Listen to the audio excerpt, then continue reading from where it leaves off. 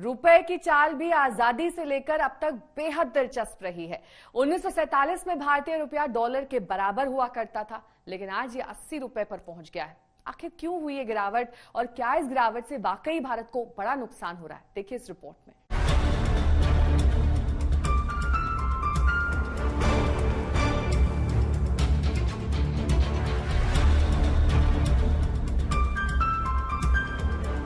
इस साल भारतीय रुपया अपने अब तक के सबसे निचले स्तर यानी 80 रुपए प्रति डॉलर के स्तर के करीब लुढ़क गया है।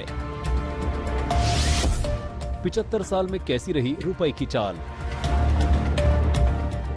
वैसे तो डॉलर के मुकाबले करेंसी में ये गिरावट सभी अर्थव्यवस्थाओं में देखने को मिल रही है, लेकिन इस गिरावट का घरेलू अर्थव्यवस्था के प्रदर्शन से ज्यादा सरोकार नहीं है। हालांकि देश में कई बार ऐसे मौके भी आए जब घरेलू कमजोरी की वजह से रुपए की डिवैल्यूएशन की गई। 1947 में भारतीय रुपया डॉलर के बराबर था। पहली बार सितंबर 1949 में रुपए की वैल्यू को 4.75 रुपए प्रति डॉलर पर किया गया। जून 1966 में रुपए की वैल्यू 36% घटाई गई और $1 7 रुपए से ज्यादा का हो गया। तीसरी बार 1991 के आर्थिक संकट के दौरान में 2 बार में रुपए की वैल्यू घटाई गई और रुपया करीब 25 रुपए प्रति डॉलर तक पहुंच गया। हालांकि अब ये 80 के स्तर पर आ गया है।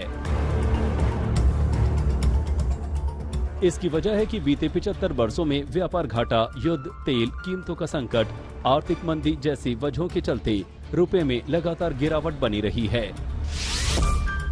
विदेशी मुद्रा भंडार में भारी बढ़ोतरी। फिलहाल दुनिया भर की अर्थव्यवस्थाओं की मजबूती इस आधार पर तय हो रही है कि उसके पास विदेशी मुद्रा भंडार कितना है। इस मामले में भारत की ग्रोथ काफी तेज रही है। देश का विदेशी मुद्रा भंडार फिलहाल 46 लाख करोड़ रुपए के पार निकल गया है। ये दुनिया का 5वां सबसे बड़ा विदेशी मुद्रा भंडार है। लेकिन आजादी के बाद से लंबे समय तक देश के हालात विदेशी मुद्रा भंडार के मामले में काफी कमजोर रहे हैं।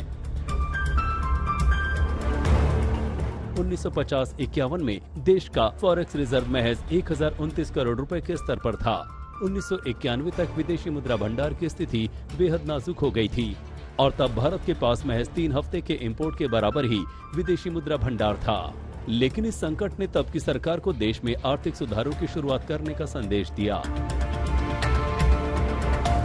सुधारों के इस सिलसिले का ये फायदा हुआ कि अब देश का विदेशी मुद्रा भंडार ऊंचे फ्यूल बिल के बावजूद 10 महीने से ज्यादा के इंपोर्ट बिल के लिए काफी है। आज तक ब्यूरो।